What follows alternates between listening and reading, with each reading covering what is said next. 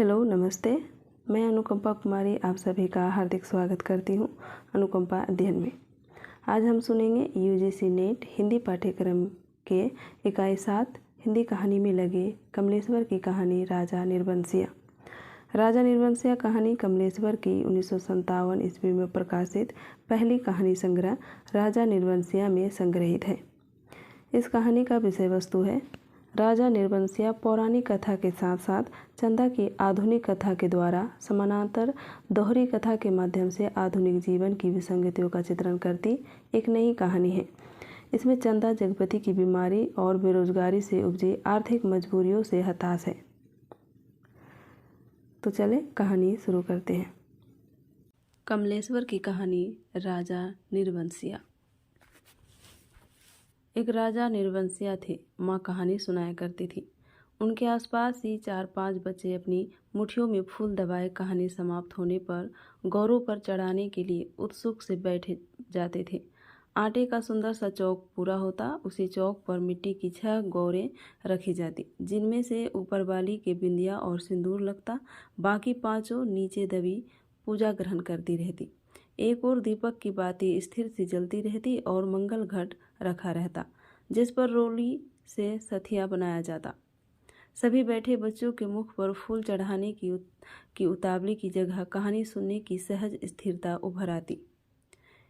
एक राजा मेरे सामने मेरे ख्यालों का राजा था, राजा जगपति।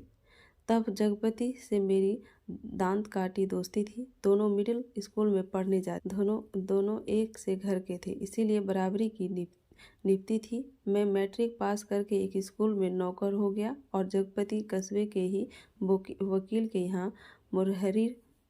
जिस साल जगपति मुरहरी हुआ उसी वर्ष पास के गांव में उसकी शादी हुई, पर ऐसी हुई कि लोगों ने तमाशा बना देना चाहा। लड़की वालों का कुछ विश्वास था कि शादी के बाद लड़की की विदा नहीं होगी, ब्याह हो जाएगा और 7वीं भांवर तक पड़ेगी। जब पहली विदा की शायद होगी तभी लड़की अपनी ससुराल जाएगी। जगपति की पत्नी थोड़ी बहुत पढ़ी लिखी थी, पर घर की लीक को कौन मेटे। बारात बिना बहू के वापस आ गई और लड़के वालों ने तय कर लिया कि अब जगपति की शादी कहीं और कर दी जाएगी, चाहे कानी लुल्ली से हो, पर वह लड़की अब घर में नहीं आएगी। लेकिन साल खत्म होते होते सब ठीक ठाक हो गया। लड़की वालों ने माफ़ी मांग ली और जगपति की पत्नी अपने ससुराल आ गई। जगपति को जैसे सब कुछ मिल गया और सास ने बहू की बलाइयाँ लेकर घर की सब चाबियाँ सौंप दी। गृहस्थी का ढंग बार समझा दिया। जगपति की माँ न जाने कब से आस लगाए बैठी थी। उन्होंने आराम की सांस ली। पूजा पाठ में समय कटने लगा। दोपहरियाँ दूसरे घरों के आंगन में बीतने लगी, पर सास का रोग था उन्हें। सो एक दिन उन्होंने अपनी अंतिम घड़ियाँ गिनते हुए चंदा को पास बुलाकर समझाया था, बेटा, जगपति बड़े लाड़ प्यार का पला है। जब से तुम्हारे ससुर नहीं रहे तब से इसके छोटे छोटे हट को पूरा करती रही हूँ। अब तुम ध्यान रखना। फिर रुक कर उन्होंने कहा, जगपति किसी लायक हुआ है तो रिश्तेदारों की आंखों में करकने लगा है। तुम्हारे बाप ने ब्याह के वक्त नादानी की जो तुम्हें विदा नहीं किया। मेरे दुश्मन देवर जेठों को मौका मिल गया तो मार खड़ा कर दिया कि अब विदा करवाना, नाक कटवाना है। जगपति का ब्याह क्या हुआ, उन लोगों की छाती पर सांप लौट गया। सोचा घर की इज्जत रखने की आड़ लेकर रंग में भंग कर दे। अब बेटा, इस घर की लाज तुम्हारी लाज है। आज को तुम्हारे ससुर होते तो भला कहते कि माँ की आंखों में आंसू आ गए और वे जगपति की देखभाल उसे सौंपकर सदा के लिए मौन हो गई थी।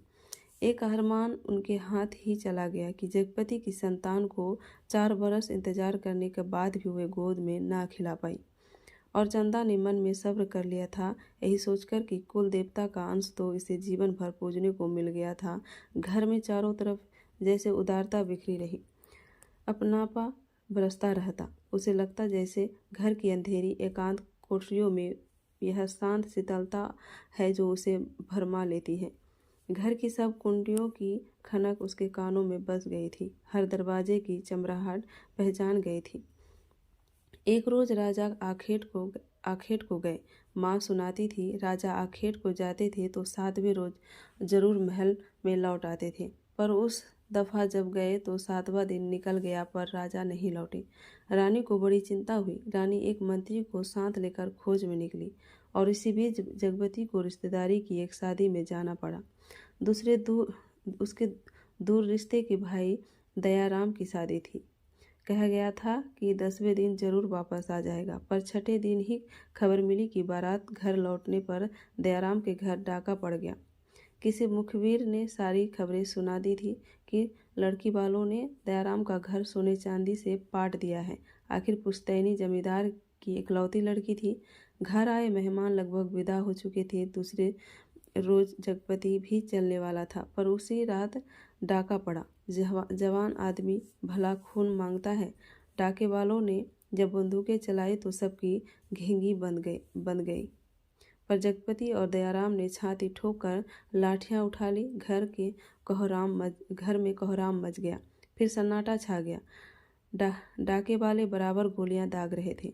बाहर का दरवाज़ा टूट चुका था, पर जगपति ने हिम्मत बढ़ाते हुए हाँक लगाई, ये हवाई बंदूकें इन ठेल पिलाई लाठियों का मुकाबला नहीं कर पाएगी जवानों। पर दरवाजे तड़ टूटते रहे और अंत में एक गोली जगपति की जांघ को पार करती निकल गई। दूसरी उसकी जांघ के ऊपर कुल्हे में समा कर रह गई।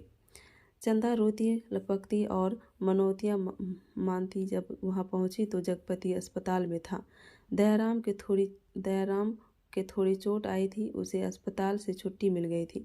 जगपति की देखभाल के लिए वही अस्पताल में मरीजों के रिश्तेदारों के लिए जो कोठरियां बनी थी, उन्हीं में चंदा को रुकना पड़ा। कस्बे के अस्पताल से दयाराम का गांव 4 कोस पड़ता था। दूसरे तीसरे वहां से आदमी आते जाते रहते। जिस सामान की जरूरत होती पहुंचा जाते। पर धीरे धीरे उन लोगों ने भी खबर लेना छोड़ दिया। एक दिन में ठीक होने वाला घाव तो था नहीं, जांघ की हड्डी चटक गई थी और कूल्हे में ऑपरेशन से 6 इंच गहरा घाव था। कस्बे का अस्पताल था। कंपाउंडर ही मरीजों की देखभाल करते। बड़ा डॉक्टर तो नाम के लिए था, या कस्बे के बड़े आदमियों के लिए। छोटे लोगों के लिए तो कंपाउंडर साहब ही ईश्वर के अवतार थे। मरीजों की देखभाल करने वाले रिश्तेदारों की खाने पीने की मुश्किलों से लेकर मरीज की नब्ज तक संभालते थे। छोटी सी इमारत में अस्पताल आबाद था। रोगियों को सिर्फ 6-7 खाटें थी। मरीजों के कमरे से लगा दवा बनाने का कमरा था। उसी में एक आराम कुर्सी थी और एक नीची सी मेज। उसी कुर्सी पर बड़ा डॉक्टर आकर कभी कभार बैठता था, नहीं तो बच्चन सिंह कंपाउंडर ही जमे रहते। अस्पताल में या तो फौजदारी की शहीद आते या गिरा के हाथ पैर तोड़ देने वाले एक आध लोग।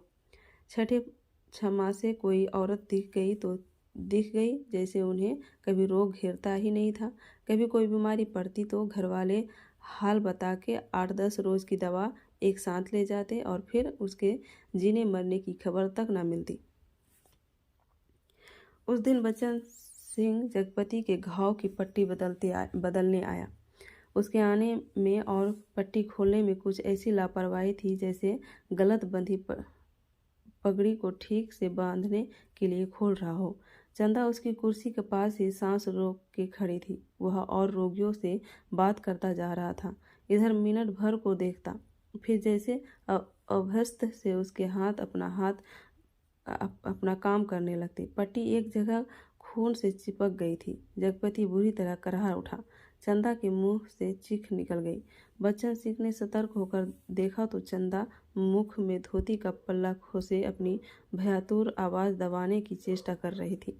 जगपति एक बारगी मछली सा तड़प कर रह गया।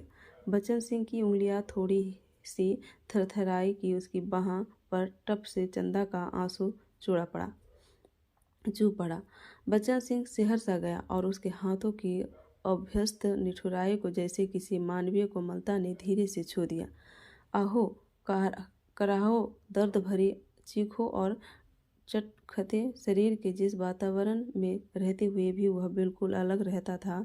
फोड़ों को पके आम सा दबा देता था, खाल को आलू सा छील देता था। उसके मन से जिस दर्द का एहसास उठ गया था वह उसे आज फिर हुआ और वह बच्चे की तरह फूक फूक कर पट्टी को नम करके खोलने लगा। चंदा की ओर धीरे से निगाह उठाकर देखते हुए फुसफुसाया, रोगी की हिम्मत टूट जाती है ऐसे। पर ऐसे यह कहते कहते उसका मन खुद अपनी बात से उचट गया। वह बेपरवाही तो चीख और कराहने की एक रास्ता से उसे मिली थी, रोगी की हिम्मत बढ़ाने की कर्तव्य निष्ठा से नहीं।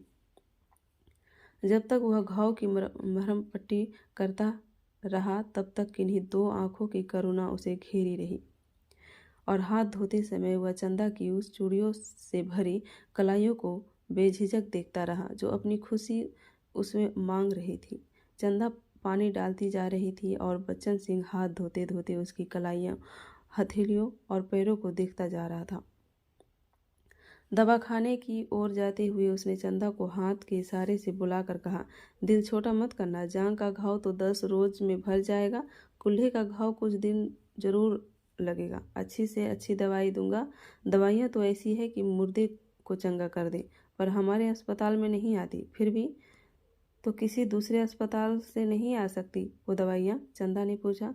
आ तो सकती है, पर मरीज को अपना पैसा खर्चना पड़ता है उसमें, बच्चन सिंह ने कहा। चंदा चुप रह गई तो बच्चन सिंह के मुंह से अनायास ही निकल पड़ा, किसी चीज़ की ज़रूरत हो तो मुझे बताना। रही दवाइयाँ सो कहीं न कहीं से इंतजाम करके ला दूंगा। महकमे से मंगवाएंगे तो आते महीनों लग जाएंगे। शहर के डॉक्टर से मंगवा दूंगा। ताकत की दवाइयों की बड़ी ज़रूरत है उन्हें। अच्छा, देखा जाएगा। कहते कहते वह रुक गया। चंदा से कृतज्ञता भरी नज़रों से उसे देखा और उसे लगा जैसे आंधी में उड़ते पत्तों को कोई अटकाव मिल गया हो। आकर वह जगपति की खाट से लगकर बैठ गई। उसकी हथेली लेकर वह सहलाती रही, नाखूनों को अपने पोरों से दबाती रही।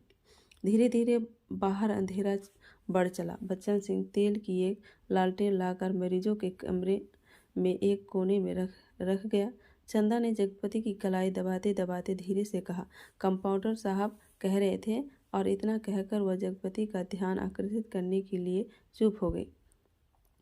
क्या कह रहे थे? जगपति ने अनमने स्वर में कहा, कुछ ताकत की दवाइयाँ तुम्हारे लिए ज़रूरी है, मैं जानता हूँ, पर देखो चंदा, चादर के बराबर ही पैर फैलाए जा सकते हैं। हमारी औकात इन दवाइयों की नहीं है। औकात आदमी की देखी जाती है कि पैसे की। तुम तो देखा जाएगा, कंपाउंडर साहब इंतजाम कर देंगे। उनसे कहूँगी मैं। नहीं चंदा, उधार खाते से मेरा इलाज नहीं होगा, चाहे 1 के 4 दिन लग जाए। इसमें तो तुम नहीं जानती, कर्ज कोड़ का रोग होता है। एक बार लगने से तन तो गलता ही है, मन भी रोगी हो जाता है। लेकिन कहते कहते वह रुक गई। जगपति अपनी बात की टेक रखने के लिए दूसरी ओर मुंह घुमाकर लेटा रहा, और तीसरे रोज जगपति के सिरहाने कई ताकत की दवाइयाँ रखी थी, और चंदा की ठहरने वाली कोठरी में उसके लेटने के लिए एक खाट भी पहुंच गई थी। चंदा जब आई तो जगपति के चेहरे पर मानसिक पीड़ा की असंख्य रेखाएं उभरी थी, जैसे वह अपनी बीमारी से लड़ने के अलावा स्वयं अपनी आत्मा से भी लड़ रहा हो, चंदा की नादानी और स्नेह से भी उलझ रहा हो, और सबसे ऊपर सहायता करने वाले की दया से जूझ रहा हो। चंदा ने देखा तो यह सब सह न पाई। उसके जी में आया कि कह दे, क्या आज तक तुमने कभी किसी से उधार पैसे नहीं लिए? पर वह तो खुद तुमने लिए थे, और तुम्हें मेरे सामने स्वीकार नहीं करना पड़ा था, इसलिए लेते झिझक नहीं लगी। पर आज मेरे सामने उसे स्वीकार करते तुम्हारा झूठा पड़ोस तिलमिलाकर जाग पड़ा है। पर जगपति के मुख पर बिखरी हुई पीड़ा में जिस आदर्श की गहराई थी, वह चंदा के मन में चोर की तरह घुस गई, और बड़ी स्वाभाविकता से उसने माथे पर हाथ फेरते हुए कहा, ये दवाइयाँ किसी की मेहरबानी नहीं है, मैंने हाथ का कड़ा बेचने को दे दिया था, उसी में आई है, मुझसे पूछा तक नहीं। और जगपति ने कहा जैसे खुद मन की कमजोरी को दबा गया, कड़ा बेचने से तो अच्छा था कि बच्चन सिंह की दया ही ओढ़ ली जाती, और उसे हल्का सा पछतावा भी था कि नाहक वह रो में बड़ी बड़ी बातें कह जाता है, ज्ञानों की तरह सीख देता है। और जब चंदा अंधेरा होते उठकर अपनी कोठरी में सोने के लिए जाने को हुई तो कहते कहते यह बात दब गई कि बच्चन सिंह ने उसके लिए एक खाट का इंतजाम भी कर दिया है। कमरे से निकली तो सीधी कोठरी में गई और हाथ का कड़ा लेकर सीधे दवाखाने की ओर चली गई, जहां बच्चन सिंह अकेला डॉक्टर की कुर्सी पर आराम से टांगे फैलाए लैंप की पीली रोशनी में लेटा था। जगपति का व्यवहार चंदा को लग गया था, और यह भी कि वह क्यों बच्चन का एहसान अभी से लाद ले। पति के लिए जेवर की कितनी औकात है, वह बेधड़क सी दवाखाने में घुस गए। दिन की पहचान के कारण उसे कमरे की मेज, कुर्सी और दवाओं की अलमारी की स्थिति का अनुमान था। वैसे कमरा अंधेरा ही पड़ा था, क्योंकि लैंप की रोशनी केवल अपने वृत्त में अधिक प्रकाशवान होकर कोनों के अंधेरे को और भी घनीभूत कर रही थी। बच्चन सिंह ने चंदा को घुसते ही पहचान लिया। वह उठकर खड़ा हो गया। चंदा ने भीतर कदम तो रख दिया, पर सहसा सहम गई, जैसे वह किसी अंधेरे कुएं में अपने आप कूद पड़ी हो।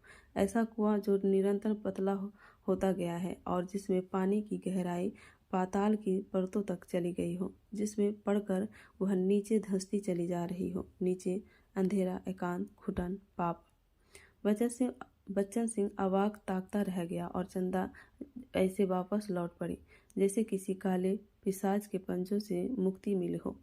बच्चन सिंह ने सामने क्षण भर में सारी परिस्थिति कौंध गई और उसे वहीं से बहुत संयत आवाज में जवान को दबाते हुए जैसे वायु में स्पष्ट ध्वनित कर दिया, चंदा। वह आवाज इतनी बेआवाज थी और निरर्थक होते हुए भी इतनी सार्थक थी कि उस खामोशी में अर्थ भर गया।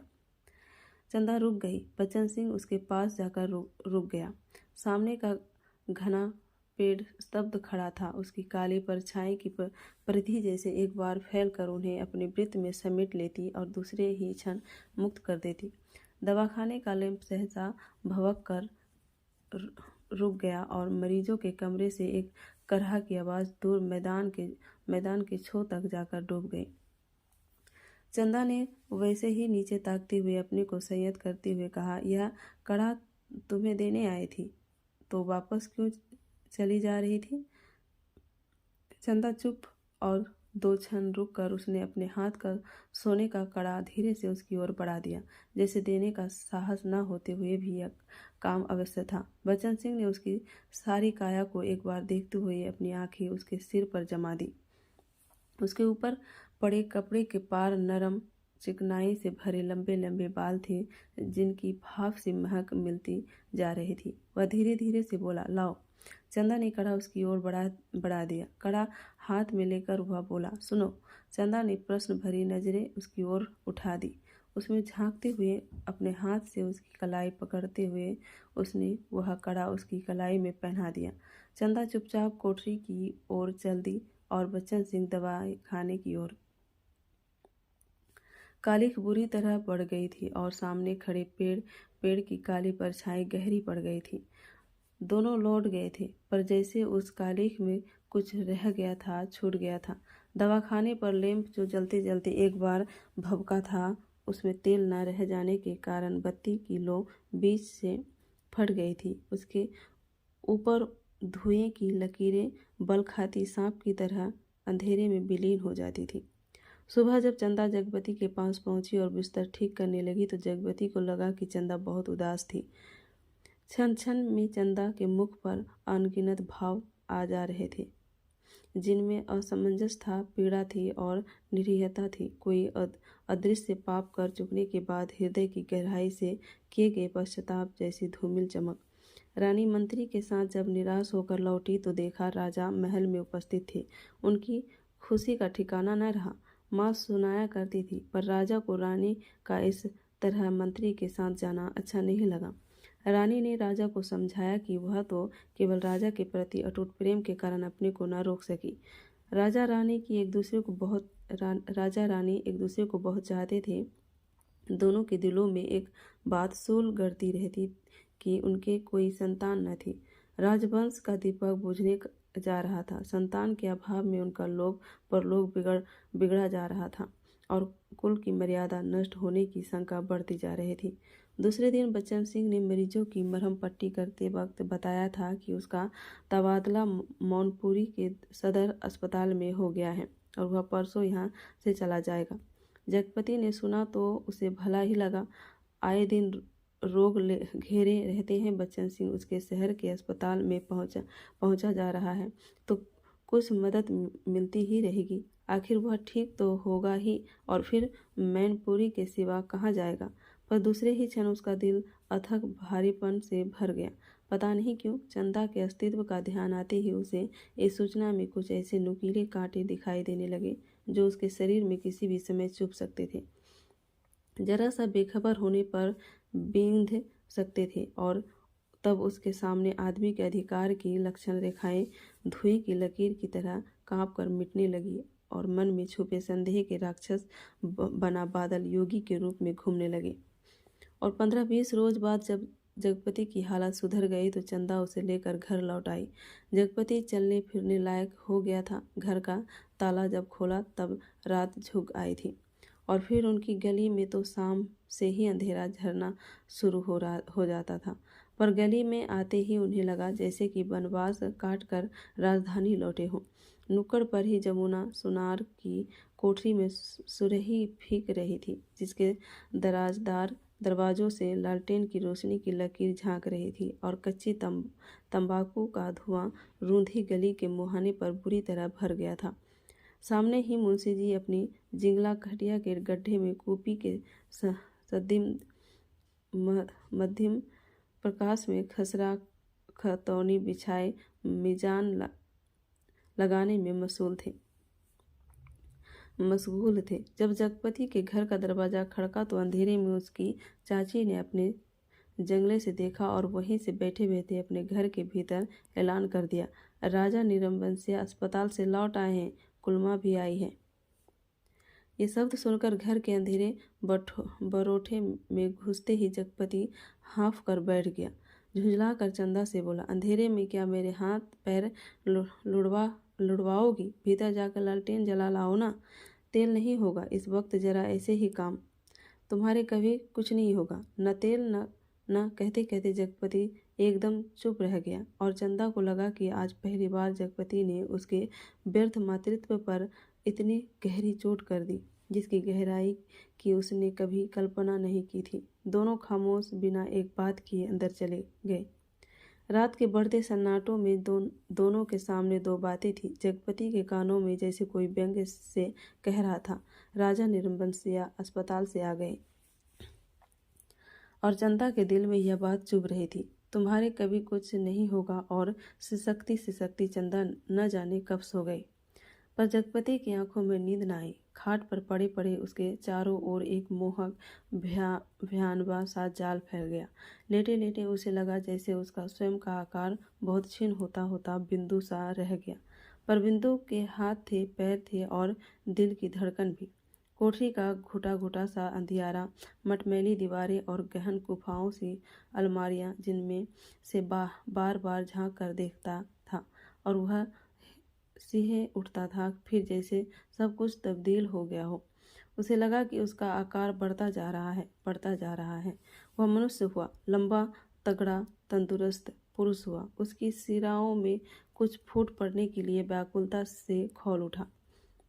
उसके हाथ शरीर के अनुपात से बहुत बड़े, डरावने और भयानक हो गए। उनके लंबे लंबे नाखून निकल आए। वह राक्षस हुआ, दैत्य हुआ, आदिम बर्बर।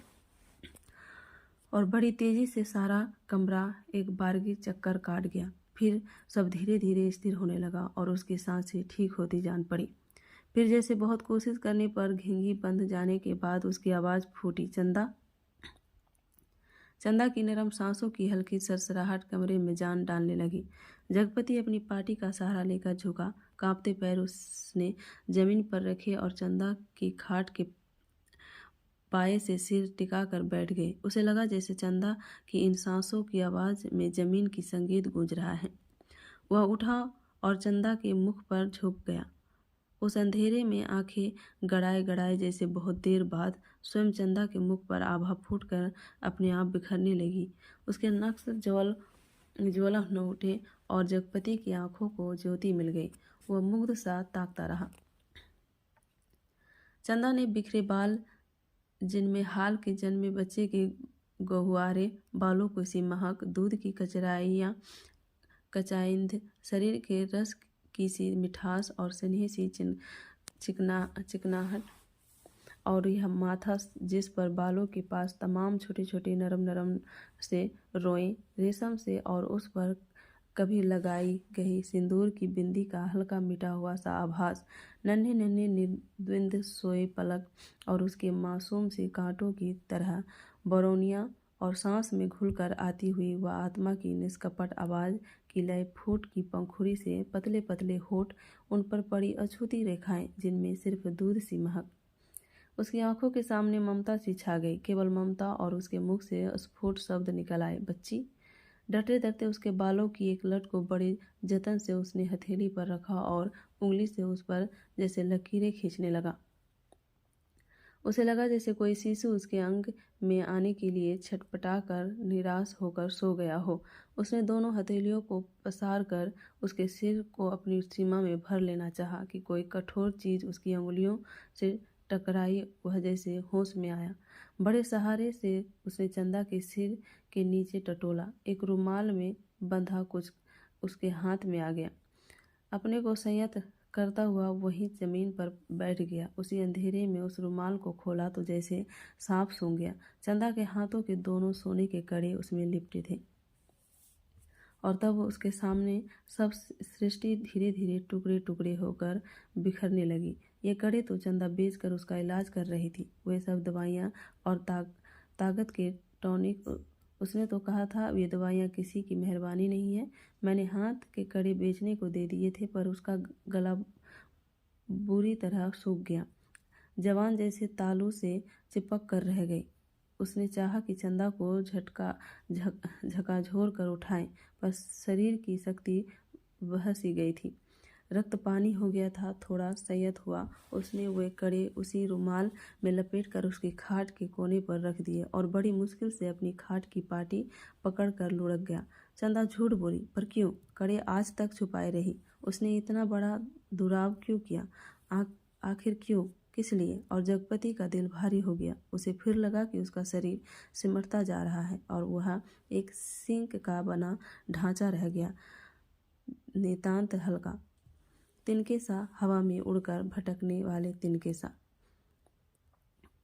उस रात के बाद रोज जगपति सोचता रहा कि चंदा से कड़े मांग कर बेच ले और कोई छोटा मोटा कारोबार ही शुरू कर दे, क्योंकि नौकरी छूट चुकी थी। इतने दिन की गैर हाजिरी के बाद वकील साहब ने दूसरा मुरहिर रख लिया था। वह रोज यही सोचता, पर चंदा सामने आती तो न जाने कैसे असहाय सी उसकी अवस्था हो जाती। उसे लगता जैसे कड़े मांग कर वह चंदा से पत्नीत्व का पद भी छीन लेगा। मातृत्व तो भगवान ने छीन ही लिया। वह सोचता, आखिर चंदा क्या रह जाएगी। एक स्त्री से यदि पत्नीत्व और मातृत्व छीन लिया गया तो उसके जीवन की सार्थकता ही क्या? चंदा के साथ वह अन्याय कैसे करे? उसे दूसरी आँख की रोशनी कैसे मांग ले? फिर वह नितांत अंधी हो जाएगी और उन कड़ों को मांगने के पीछे जिस इतिहास की आत्मा नंगी हो जाएगी, कैसे वह उस लज्जा को स्वयं ही उद्धार कर पाएगी? और वह उन्हीं ख्यालों में डूबा सुबह से शाम तक इधर उधर काम की टोह में घूमता रहता। किसी से उधार ले पर, किस संपत्ति पर? क्या है उसके पास जिसके आधार पर कोई उसे कुछ देगा? और मोहल्ले के लोग जो एक एक पाई पर जान देते हैं, कोई चीज़ खरीदते वक्त भाव में एक पैसा कम मिलने पर मिलों पैदल जाकर एक पैसा बचाते हैं। एक एक पैसे की मामले में पुड़ियाँ बंधवा कर 11 मरतबा पैसों का हिसाब जोड़कर एक आध पैसा उधार कर मिन्नतें करते सदा घर आते हैं। गली में कोई खोजे वाला फंस गया तो 2 पैसे की चीज़ को लड़ झगड़ कर 4 दाने ज़्यादा पाने की नीयत से 2 जगह बंधवाते हैं। भाव के जरा से फर्क पर घंटों बहस करते हैं। शाम को सड़ी गली तक तरकारियों किफ़ायत के कारण लाते हैं। ऐसे लोगों से किस मुंह से मांग कर वह अपनी गरीबी के एहसास पर ठोकर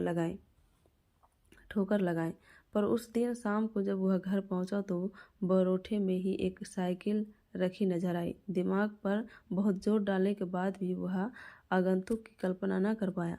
भीतर वाले दरवाजे पर जब पहुंचा तो सहसा हंसी की आवाज़ सुनकर ठिठक गया।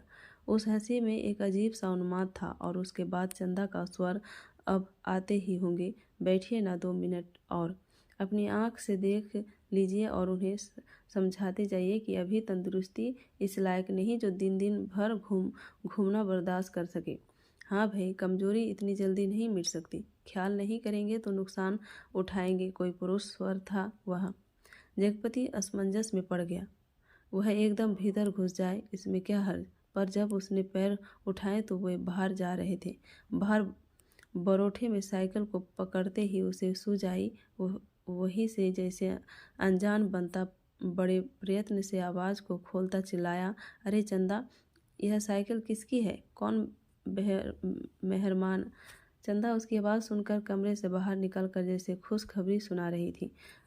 अपने कंपाउंडर साहब आए हैं। खोजते खोजते आज घर का पता पाए हैं। तुम्हारे इंतजार में बैठे हैं। कौन? बच्चन सिंह? अच्छा अच्छा, वही तो मैं कहूँ भला कौन, कहता जगपति पास पहुंचा और बातों में इस तरह उलझ गया जैसे सारी परिस्थिति उसने स्वीकार कर ली हो। बच्चन सिंह जब फिर आने की बात कहकर चला गया तो चंदा ने बहुत अपनेपन से जगपति के सामने बात शुरू की। जाने कैसे कैसे आदमी होते हैं? क्यों, क्या हुआ? कैसे होते हैं आदमी? जगपति ने पूछा। इतनी छोटी जान पहचान में तुम मर्दों के घर में न रहते घुसकर बैठ सकते हो? तुम तो उल्टे पैरों लौटाओगे। चंदा कहकर जगपति के मुख पर कुछ इच्छित प्रतिक्रिया देख सकने के लिए गहरी निगाहों से ताकने लगी। जगपति ने चंदा की ओर ऐसे देखा जैसे यह बात भी कहने की या पूछने की है। फिर बोला, बच्चन सिंह अपनी तरह का आदमी है, अपनी तरह का अकेला होगा। पर कहते कहते चंदा रुक गई। आड़े वक्त काम आने वाला आदमी है, लेकिन उससे फ़ायदा उठा सकना जितना आसान है उतना मेरा मतलब है कि उससे कुछ लिया जाएगा, उसे दिया भी जाएगा। जगपति ने आंखें दीवार पर गड़ाते हुए कहा और चंदा उठकर चली गई। उस दिन के बाद बच्चन सिंह लगभग रोज ही आने जाने लगा। जगपति उसके साथ इधर उधर घूमता भी रहता। बच्चन सिंह के साथ वह जब तक रहता अजीब सी घुटन उसके दिल को बांध लेती और तभी जीवन की तमाम विषमताएं भी उनके निगाहों के सामने उभरने लगती। आखिर वह स्वयं एक आदमी है, बेकार। यह माना कि उसके सामने पेट पालने की कोई इतनी विकराल समस्याएं नहीं। वह भूखों नहीं मर रहा है, जाड़े में कांप नहीं रहा है, पर उसके 2 हाथ पैर हैं, शरीर का पिंजरा है जो कुछ मांगता है कुछ और वह सोचता है। यह कुछ क्या है? सुख? शायद हाँ, शायद नहीं। वह तो दुख में भी जी सकने का आदी है। अभावों में जीवित रह सकने वाला आश्चर्यजनक कीड़ा है। जो फिर वासना? शायद हाँ, शायद नहीं। चंदा का शरीर लेकर उसने उस क्षणिकता को भी देखा है। तो फिर धन? शायद हाँ, शायद नहीं। उसने धन के लिए अपने को खपाया है, पर वह भी तो उस अदृश्य प्यास को बुझा नहीं पाया। तो फिर क्या? वह कुछ क्या है जो उसकी आत्मा में नासूर सा रिसता रहता है, अपना उपचार मांगता है। शायद काम? हाँ, यही, बिल्कुल यही जो उसके जीवन की घड़ियों को निपट सुना न छोड़े, उसमें वह अपनी शक्ति लगा सके, अपना मन डुबो सके, अपने को सार्थक अनुभव कर सके। चाहे उसमें सुख हो या दुख, आरक्षा हो या सुरक्षा, शोषण हो या पोषण, उसे सिर्फ काम चाहिए, करने के लिए कुछ चाहिए। यही तो उसकी प्रकृति आवश्यकता है, पहली और आखिरी मांग है। क्योंकि वह उस घर में नहीं पैदा हुआ जहाँ सिर्फ जवान हिलाकर शासन करने वाले होते हैं। वह उस घर में भी पैदा नहीं हुआ जहाँ सिर्फ मांग कर जीने वाले होते हैं। वह उस घर का है जो सिर्फ करना जानता है, काम ही जिसकी आस है, सिर्फ वह काम चाहता है, काम। और एक दिन उसकी काम धाम की समस्या भी हल हो गई। तालाब वाले ऊंचे मैदान के दक्षिण और जगपति की लकड़ी की टाल खुल गई। बोर्ड तक टंग गया। टाल की जमीन पर लक्ष्मी पूजन हो गया और हवन भी हुआ। लकड़ी को कोई कमी नहीं थी। गांव से आने वाली गाड़ियों को वह कारोबार में पैरे हुए आदमियों की मदद से मोल तोल करवा के वहाँ गिरवा दिया गया। गांठें एक और रखी गई। चेलों का चट्टा करीने से लग गया और गुद्दे चीरने के लिए डाल दिए गए। 2-3 गाड़ियों का सौदा करके टाल चालू कर दी गई। भविष्य में स्वयं पेड़ खरीद कर काटने का तय किया गया। बड़ी बड़ी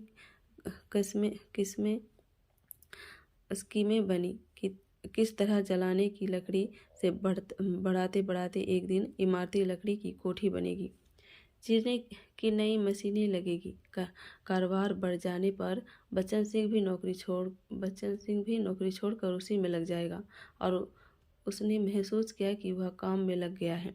अब 24 घंटे उसके सामने काम है, उसके समय का उपयोग है। दिन भर में वह 1 घंटे के लिए किसी का मित्र हो सकता है, कुछ देर के लिए वह पति हो सकता है, पर बाकी समय, दिन और रात, बाकी घंटे, उन घंटों के अभाव को सिर्फ उसका अपना काम ही भर सकता है। और अब वह कामदार था।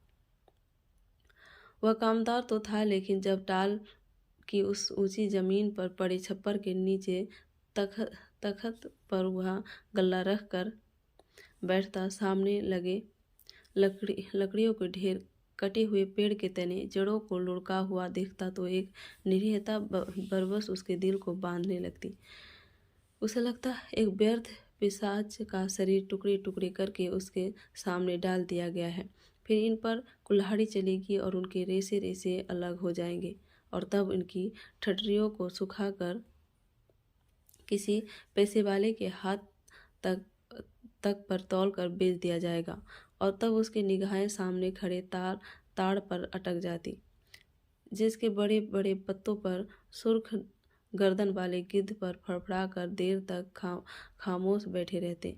ताड़ का काला गड़ेदार तना और उसके सामने ठहरी हुई वायु में निस्सहाय कांपती भारहीन नीम की पत्तियां चरचराती झड़ती रहती।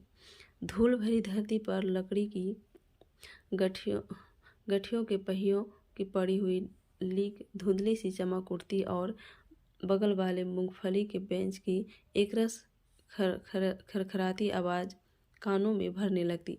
बगल वाली कच्ची पगडंडी से कोई गुजर कर टीले के ढलान से तालाब की निचाई में उतर जाता, जिसके गंदले पानी में कूड़ा तैरता रहता और सुअर कीचड़ में मुंह डालकर उस कूड़े को रोनते दोपहर सिमरती और शाम की धुंध छानने लगती।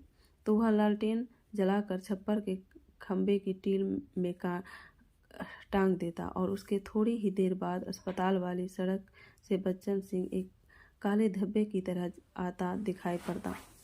गहरे पड़ते अंधेरे में उसका आकार धीरे धीरे बढ़ता जाता और जगपति के सामने जब वह आकर खड़ा होता तो वह उसे बहुत विशाल सा लगने लगता, जिसके सामने उसे अपना अस्तित्व डूबता महसूस होता।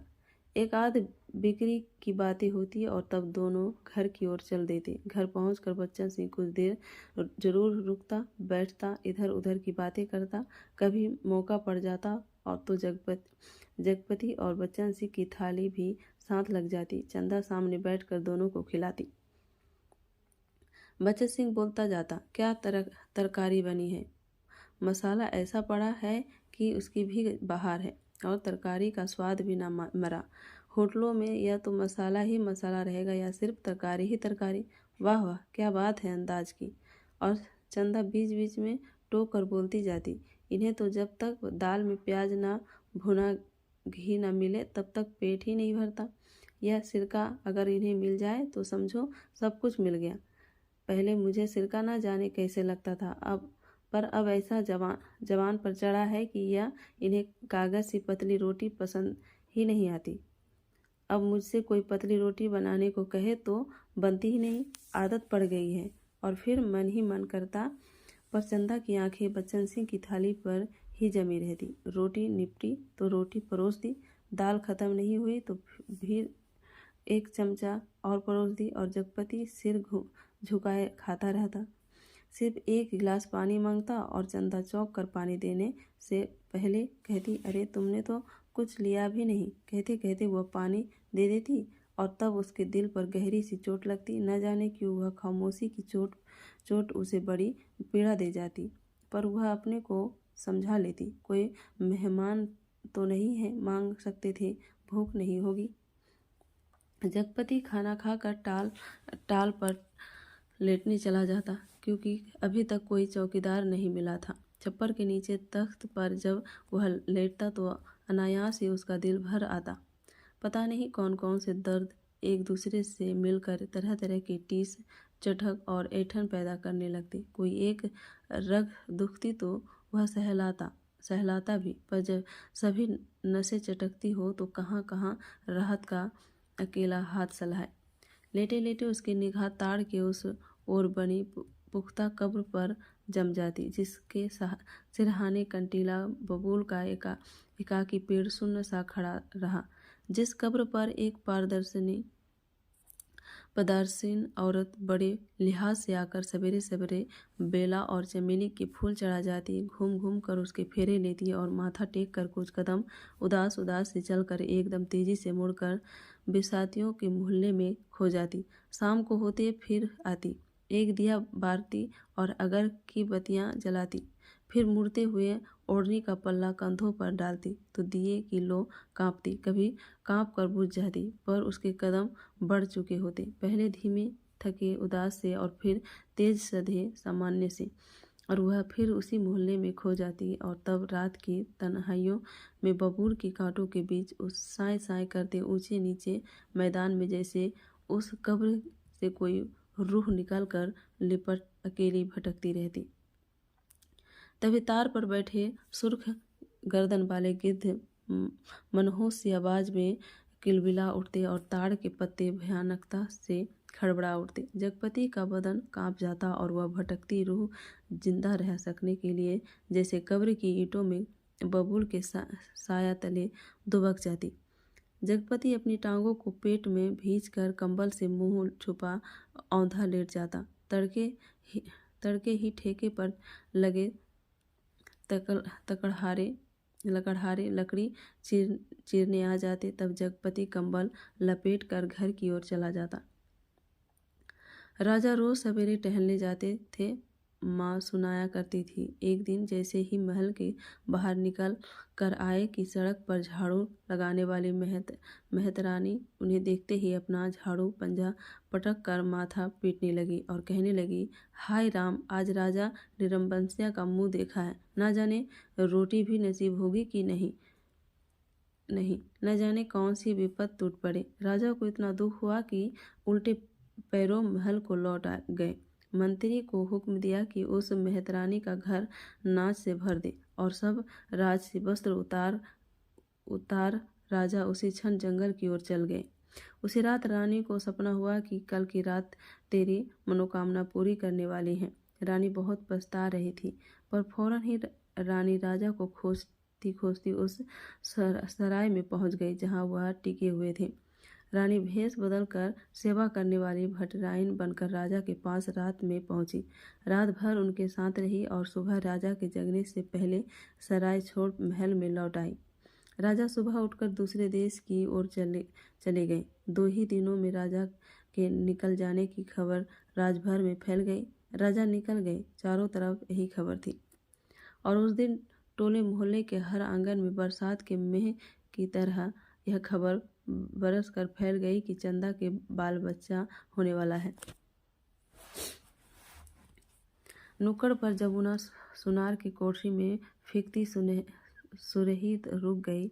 मुंशी जी ने अपना मीजान लगाना छोड़ विस्फारित नेत्रों से ताक कर खबर सुनी।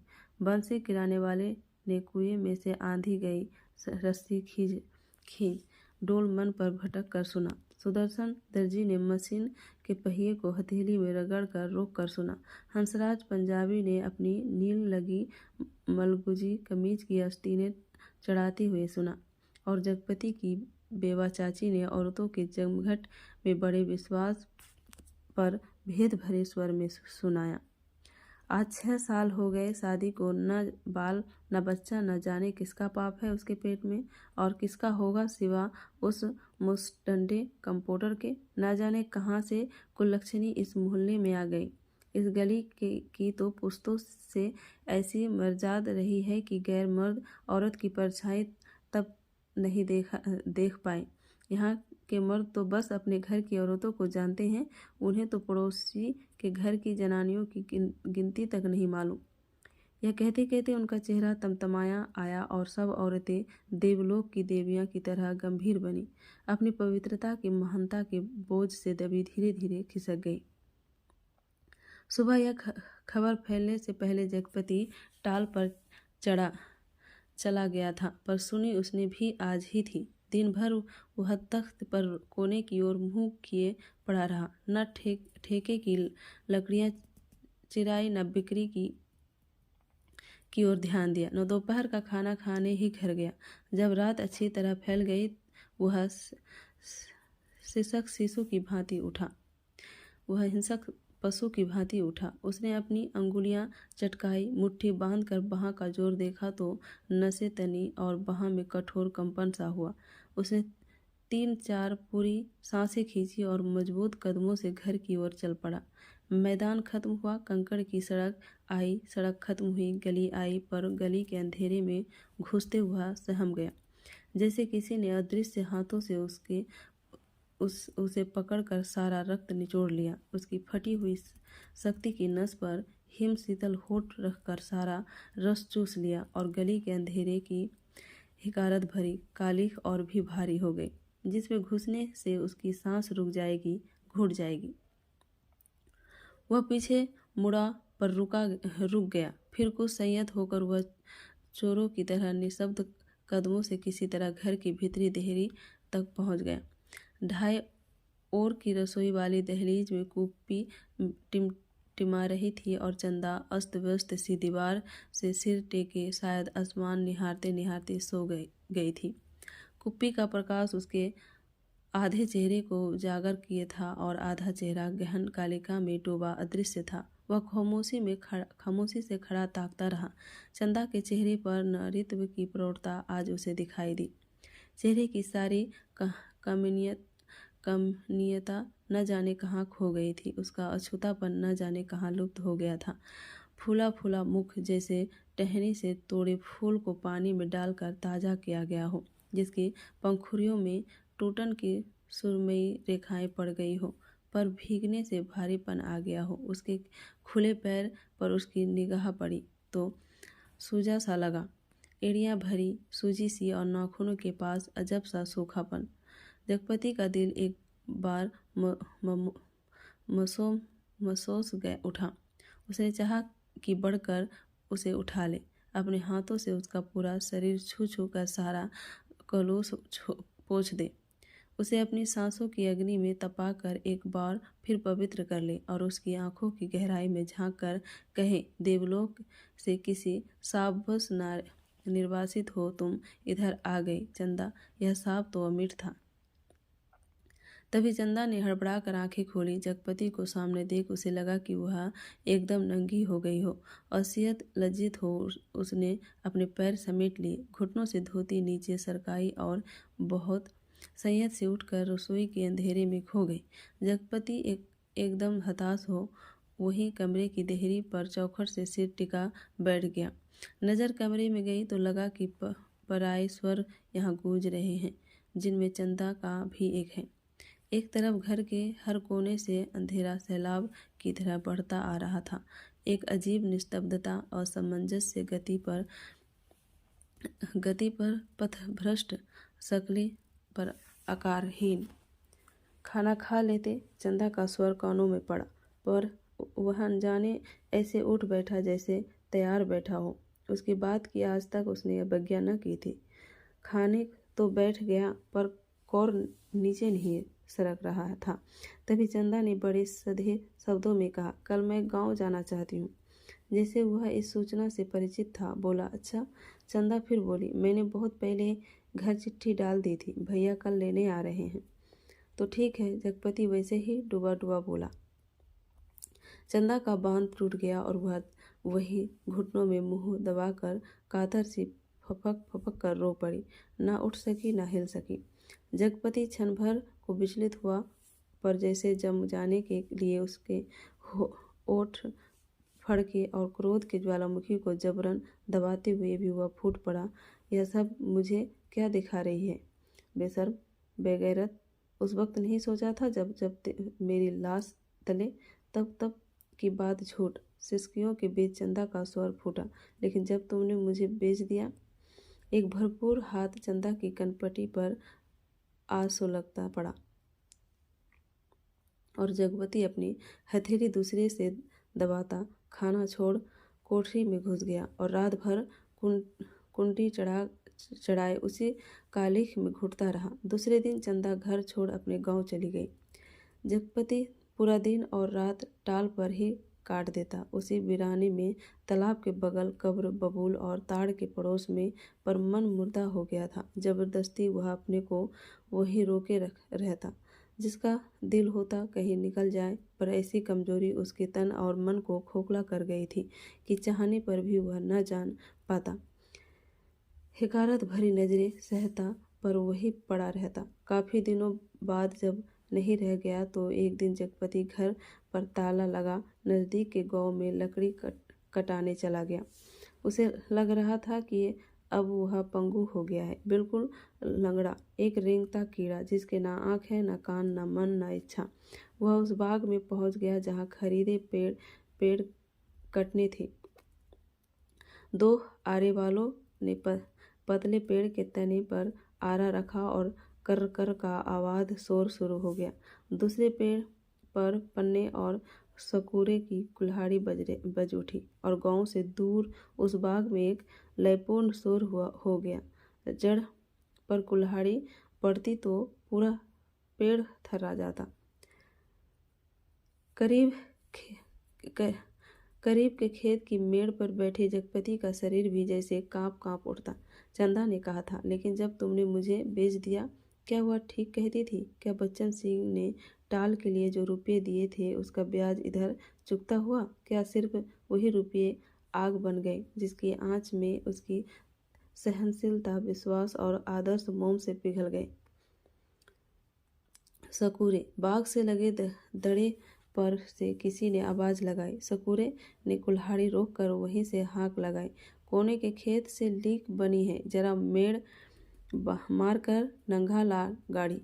जगपति का ध्यान भंग हुआ। उसने मुड़कर दड़े पर आंखें गड़ाई। दो भैंसा गाड़ियां लकड़ी भरने के लिए आ पहुंची थी। सकुरे ने जगपति के पास आकर कहा, एक गाड़ी का भुर्त हो तो गया, बल्कि ढेर का। अब इस पतरिया पेड़ को ना छाड़ दे। जगपति ने उस पेड़ की ओर देखा जिससे काटने के लिए सकुरे ने इशारा किया था। पेड़ की साख हरी पत्तियों से भरी थी। वह बोला, अरे यह तो हरा है, अभी इसे छोड़ दो। हरा होने से क्या, उखड़ तो गया है, ना फूल ना फल का है। अब कौन इसमें फल फूल लगाएंगे? 4 दिन में पत्ती झुरा जाएगी। सकुरे ने पेड़ की ओर देखते हुए उस्तादी अंदाज से कहा, जैसा ठीक समझो तुम। जगपति ने कहा और उठकर मेड़ पक्के हुए कुएं पर पानी पीने चला गया। दोपहर ढलते गाड़ियां भर कर तैयार हुई और शहर की ओर रवाना हो गई। जगपति को उनके साथ आना पड़ा। गाड़ियां लकड़ी से लदी शहर की ओर चली जा रही थी और जगपति गर्दन झुकाए कच्ची सड़क की धूल में डूबा भारी कदमों से धीरे धीरे उन्हीं बस्ती घंटियों के साथ निर्जीव सा बढ़ता जा रहा था। कई बरस बाद राजा परदेश से बहुत सा धन कमाकर गाड़ी में लाद कर अपने देश की ओर लौटे। माँ सुनाया करती थी, राजा की गाड़ी का पहिया महल से कुछ दूर पतेल की गाड़ी में उलझा गए। हर तरह कोशिश की, पर पहिया न निकला। तब एक पंडित ने बताया कि संकट के दिन का जन्मा बालक अगर अपने घर की सुपारी लाकर उसमें छुपा दे तो पहिया निकल जाएगा।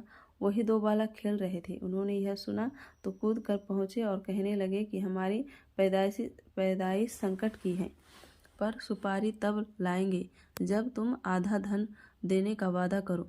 राजा ने बात मान ली। बालक दौड़े दौड़े घर गए, सुपारी लाकर छुआ दी, फिर घर का रास्ता बताते आगे चले। आखिर गाड़ी महल के सामने उन्होंने रोक ली। राजा को बड़ा अचरज हुआ कि हमारे ही महल में ये 2 बालक कहाँ से आ गए। भीतर पहुंचे तो रानी खुशी से बेहाल हो गई। पर राजा ने पहले उन बालकों के बारे में पूछा तो रानी ने कहा कि ये दोनों बालक उन्हीं के राजकुमार हैं। राजा को विश्वास नहीं हुआ। रानी बहुत दुखी हुई।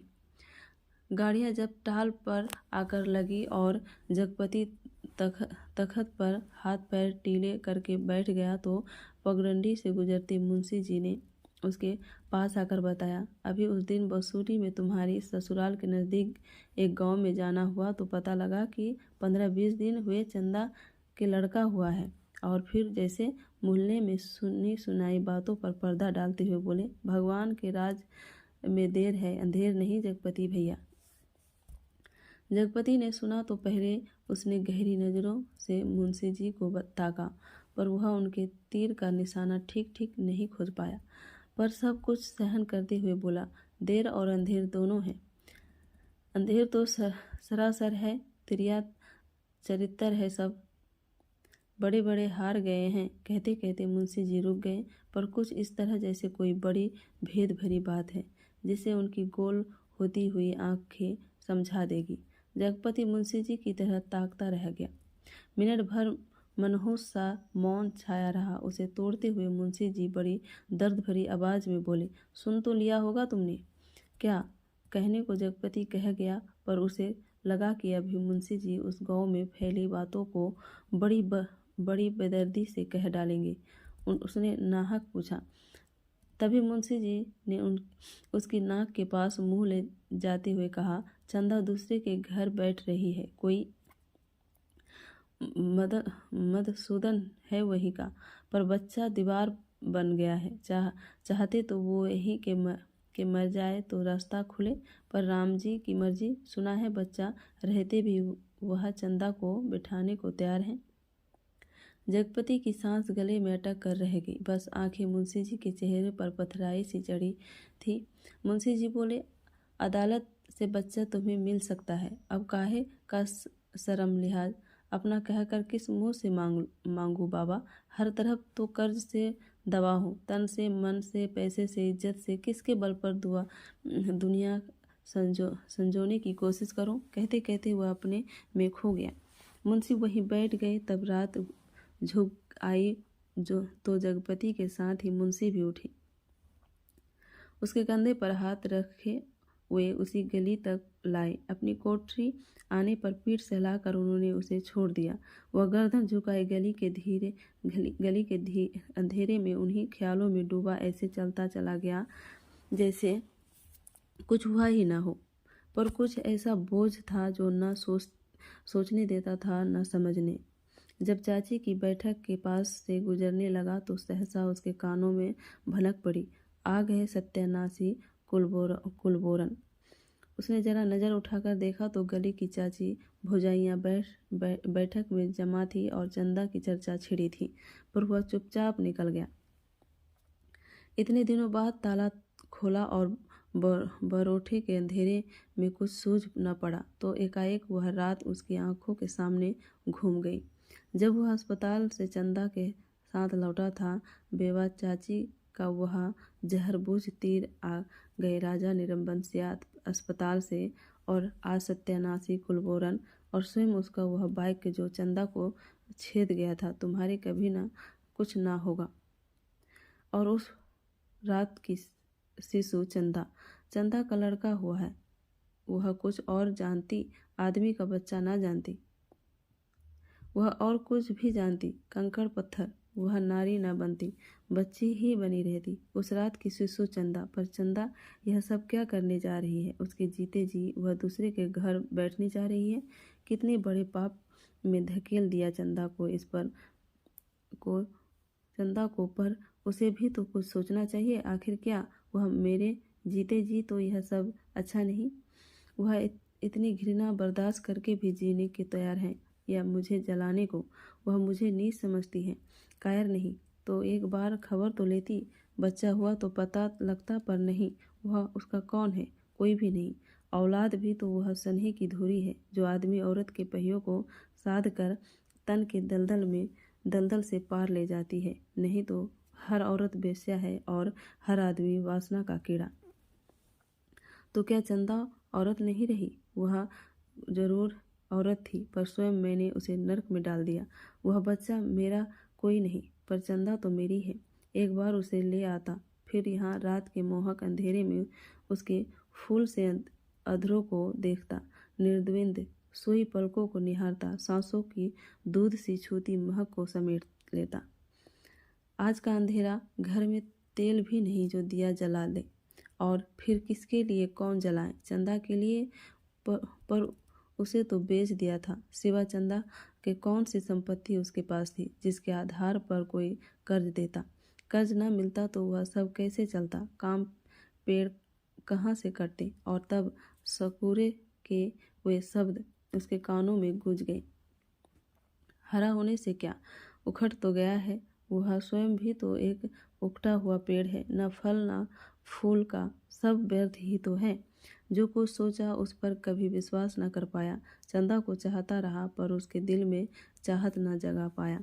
उसे कहीं से एक पैसा मांगने पर डांटता रहा, पर खुद लेता रहा। और आज वह दूसरे के घर बैठ रही है, उसे छोड़कर वह अकेला है। हर तरफ बोझ है जिसमें उसकी नस नस कुचली जा रही है, रग रग फट गई है, और वह किसी तरह टटोल टटोल कर भीतर घर में पहुंचा। रानी अपने कुल देवता के मंदिर में पहुंची। माँ सुनाया करती थी, अपने अस्तित्व को सिद्ध करने के लिए उन्होंने घोर तपस्या की। राजा देखते रहे। कुल देवता प्रसन्न हुए और उन्होंने अपनी देवी शक्ति से दोनों बालकों को तत्काल जन्मे शिशुओं में बदल दिया। रानी की छातियों में दूध भराया और उनमें से धार फूट पड़ी, जो शिशु के मुंह में गिरने लगी। राजा को रानी के अस्तित्व का सबूत मिल गया। उन्होंने रानी के चरण पकड़ लिए और कहा कि तुम देवी हो, ये मेरे पुत्र हैं। और उस दिन से राजा ने फिर से राजकाज संभाल लिया। पर उसी रात जगपति अपना सारा कारोबार त्याग अफीम और तेल पीकर मर गया, क्योंकि चंदा के पास कोई देवी शक्ति नहीं थी और जगपति राजा नहीं, बच्चन सिंह कंपाउंडर का कर्जदार था। राजा ने दो बातें की, माँ सुनाती थी। एक तो रानी के नाम से उन्होंने बहुत बड़ा मंदिर बनवाया, और दूसरे राजा के नए सिक्कों पर बड़े राजकुमार का नाम खुदवा कर चालू किया, जिससे राजभर में अपने उत्तराधिकारी की खबर हो जाए। जगपति ने मरते वक्त दो पर्चे छोड़े, एक चंदा के नाम, दूसरा कानून के नाम। चंदा को उसने लिखा था, चंदा मेरी अंतिम चाह यही है कि तुम बच्चे को लेकर चली आना। अभी 1-2 दिन मेरी लाश की दुर्गति होगी, तब तक तुम आ सकोगी। चंदा, आदमी को पाप नहीं पश्चाताप मारता है। मैं बहुत पहले मर चुका था, बच्चे को लेकर जरूर चली आना। कानून को उसने लिखा, किसी ने मुझे मारा नहीं है, किसी आदमी ने नहीं। मैं जानता हूँ कि मेरे जहर की पहचान करने के लिए मेरा सीना चीरा जाएगा। उसमें जहर है। मैंने अफीम नहीं, रुपये खाए हैं। उन रुपयों में कर्ज का जहर था, उसी ने मुझे मारा है। मेरी लाश तब तक न जलाई जाए जब तक चंदा बच्चे को लेकर ना आ जाए, आग बच्चे से दिलवाई जाए, बस। माँ जब कहानी समाप्त करती थी तो आसपास बैठे बच्चे फूल चढ़ाते थे। मेरी कहानी भी खत्म हो गई, पर